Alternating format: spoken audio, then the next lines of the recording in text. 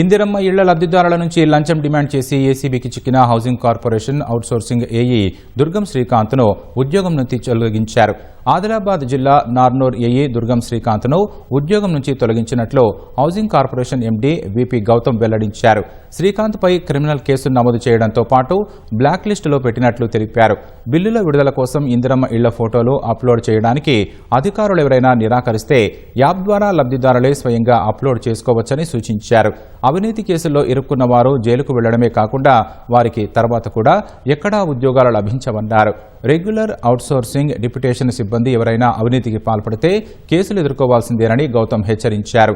ఇందిరమ్మ ఇళ్ల పథకంలో ఫిర్యాదులుంటే 1800 599 599 1 కాల్ సెంటర్కు ఫోన్ చేయాలని కోరారు.